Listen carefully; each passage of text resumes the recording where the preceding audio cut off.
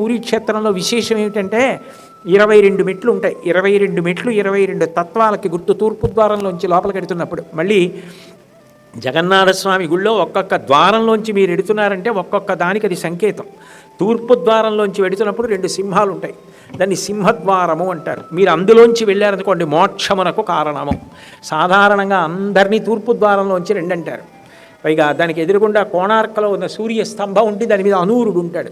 అది దర్శనం చేసి తూర్పున సూర్యబింబానికి ఎదురుగుండా ఉంటాడు జగన్నాథుడు. జగన్నాథస్వామి దేవాలయంలో విచిత్రం ఏంటంటే పైనున్న సుదర్శనం మీరు ఊళ్ళో ఎక్కడున్నా కనపడుతుంది, మీ దగ్గరగా ఎదురుగుండా ఉన్నట్టు కనపడుతుంటుంది మీకు. అదో విశేషం. ఆ తూర్పు నుంచి ద్వారంలోంచి లోపలికి వెడితే సింహములు ఉన్న ద్వారంలోంచి వెళ్ళారు కాబట్టి సింహద్వారం, మోక్షం సిద్ధిస్తుంది. ఉత్తరాన ఉన్న ద్వారంలోంచి లోపలికి వెడుతుంటే ఏనుగులు ఉంటాయి, హస్తిద్వారం. హస్తి అంటే ఏనుగు. ఏనుగు ఎక్కడ ఉన్నా దాని కుంభస్థలంలో లక్ష్మీదేవి ఉంటుంది. అందుకని అర్ధసిద్ధి. నాకు అయ్యో డబ్బులు లేవు, బాధపడుతున్నాను, చాలా ఇబ్బందులు పడుతున్నాను, ఏ జన్మలో చేసుకున్న పాపమో అది తొలగి నా అవసరాలు తీరాలనుకున్న వాళ్ళు అది ఉత్తర ద్వారంలోంచి వెళ్తారు. ఉత్తర ద్వారంలోంచి వెళ్ళారు అంటే హస్తిద్వారం, 2 ఏనుగులు ఉంటాయి. ఆ ద్వారంలోంచి వెళ్ళారు అంటే అర్ధప్రాప్తి. అర్ధప్రాప్తి అంటే డబ్బే కాదు, సౌఖ్యమునకు కారకమైన సాధనములన్నిటికీ అర్థమనే పేరు.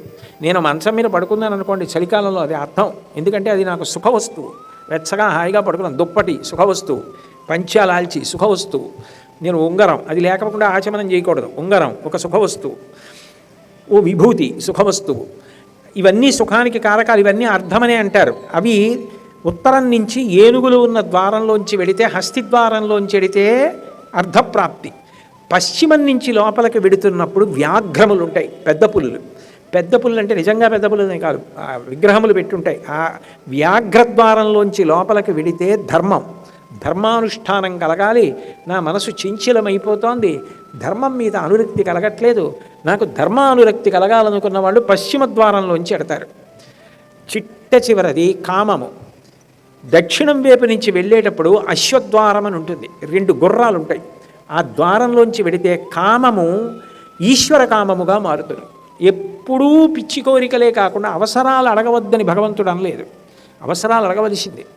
కానీ నాకు భగవంతుడు కావాలి, నేను ఈ జన్మ సార్థక్యం చేసుకోవాలి, కోట్ల జన్మల తర్వాత వచ్చింది మనుష్య జన్మ, ఇది నిష్ప్రయోజనం కాకూడదు, ఇది ఉపయుక్తము కావాలి అన్న ఆలోచన కలగాలి అంటే దక్షిణం వైపు ఉన్నటువంటి అశ్వముల మధ్యలోంచి ఆ ద్వారంలోంచి ఎడతారు. కొంతమంది ఏం చేస్తారంటే మాకు ఈ పురుషార్థములు కదా, ధర్మార్థ కామమోక్షములు, ఇవి వద్దని ఎవరంటారు, మాకు ఇవన్నీ కావాలి అన్నవాళ్ళు మొత్తం దేవాలయానికి ప్రదక్షిణం చేసి 4 ద్వారాల్లోంచి ఒకసారి లోపలికి వెళ్ళొస్తూ ఉంటారు. ఎందుకని అంటే ధర్మార్థ కామమోక్షములు 4 సిద్ధించాలి. అథవా తూర్పు ద్వారంలోంచి తప్పకుండా పెడతారు. ఎందుకంటే మోక్షప్రాప్తి మనుష్యుడు మాత్రమే అడగగలరు, దేవతలకు కూడా లేదు. అది ఒక్క మనుష్యులకే. దేవతలు కూడా పుణ్యం అయిపోతే మళ్ళీ భూమి మీద పడిపోవాలి. క్షీణే పుణ్యే మర్త్యలోకం విశంతి. అందుకే ఇది నేను ఇవ్వగలను, ఇక పుట్టకుండా నువ్వు యమున దాటగలిగిన స్థితి నేను చేస్తానని చెప్పడానికే 22 మెట్లలో 3వ మెట్టు యమశిల. అదొక్కటే నల్లగా ఉంటుంది ఆ మెట్టు. ఆ మెట్టు తొక్కి మనం పెడతాం 22 మెట్లు ఎక్కి భగవద్ దర్శనానికి వెళ్ళినప్పుడు. ఆ మెట్టు తొక్కగానే పాపభంజనం చేస్తాడు జగన్నాథుడు. ఇప్పటి వరకు జీవుడు పతనమైపోయి ఇన్ని జన్మలెత్తడానికి కారణమైన పాపరాశి ఏదుందో అది ధ్వంసం చేస్తాడు.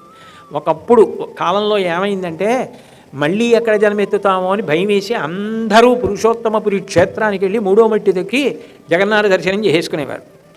ఇక ఎవడూ నరకానికి వెళ్ళేవాడు లేకుండా పోయాడు. అప్పుడు యమధర్మరాజు గారు పాపులందరూ ఇలా ధ్వంసం చేసేసుకుంటుంటే ఇక లోకంలో ధర్మం ఎలా నిలబడుతుంది, పాపానికి భయం ఎక్కడ ఉంటుందని అడిగారు.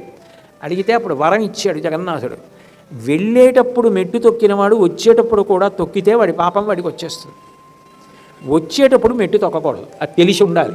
అందుకని చాలా జాగ్రత్త పడతారు. 22 మెట్లు దిగి బయటికి వచ్చేటప్పుడు 3వ మెట్టు ఎక్కడుందని జాగ్రత్తగా చూసుకొని ఆ మెట్టు తొక్కకుండా, మధ్యలో అయితే వెడల్పుగా ఉంటుంది, కాలు పడిపోతుంది, చివరికి ఎడితే సన్నగా అయిపోతుంది, అక్కడ దాటేసి దిగిపోతారు 2వ మెట్టు మీదకి, తొక్కరు. అంటే కాలమును దాటించేస్తానని చెప్పడానికి 3వ పెట్టు కాలస్వరూపంగా నల్లగా ఉంటుంది, దాన్ని యమశిల అంటారు. 3వ మెట్టుగా ఉంటాడు అక్కడ యమధర్మరాజు గారు.